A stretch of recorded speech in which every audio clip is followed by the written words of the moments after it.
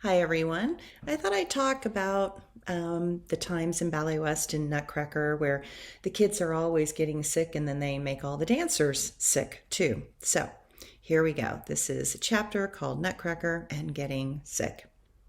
In Nutcracker, we have six casts of children running around excited and dreaming awake their dreams, just as all of us did in our own ways back when we were young.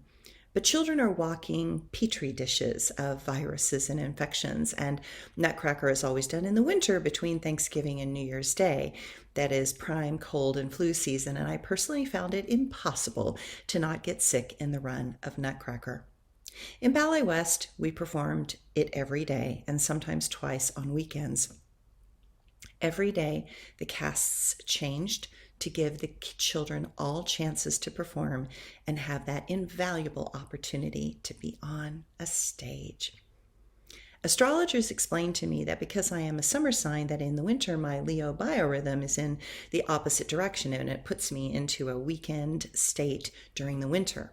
That made a lot of sense because it did not matter how much I tried to take care of myself, do herbs, acupuncture, body work, I always got sick during the Nutcracker run, and that series is a big money maker for every ballet company, and every dancer dances every night without fail.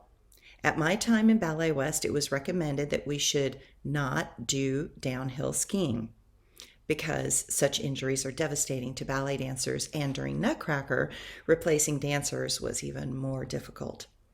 It is emotionally exhausting to have to dance when sick, but in the theater, in the tradition of the theater, the show must go on.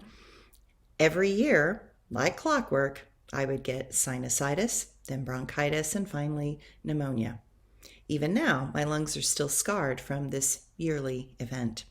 And dancers are a tough bunch. We will keep going and dancing no matter what. We are like the motto of the postal workers. Neither snow nor rain nor heat nor gloom of night stays these couriers from the swift completion of their appointed rounds.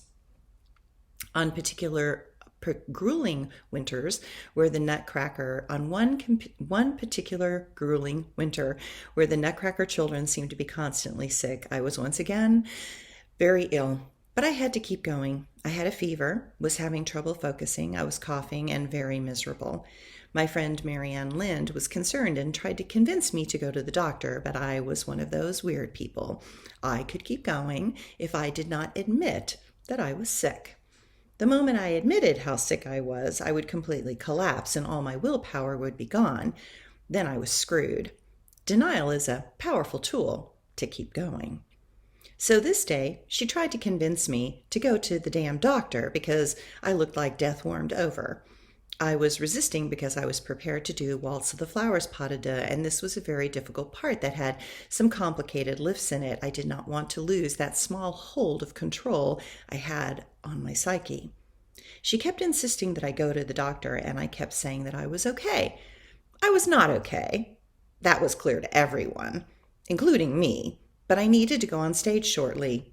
In sheer frustration, she finally said loudly, "Okay, fine, die then." Stunned, I looked at her and realized how serious she was, and that she really did care about me, and saw that I was probably more ill than I wanted to realize, which was very true. Then we both laughed, and I conceded to go to the doctor the following day and get antibiotics. To this day, we still have that phrase as a joke when I get stubborn, which as a fixed fire sign of Leo, used to be often. And with a gleam in her eye, she will say it in that very same strong tone, staring at me. Every time, it makes us both laugh. Humor is often more helpful to break us out of rigid mindsets than all that crystal clear mental arguments. I have never forgotten that, and I use that tactic to this day with myself and others that are being stubborn. How often do we see that what we need more, how often do others see what we need more than what we want to admit? The answer is often. Thanks, everyone.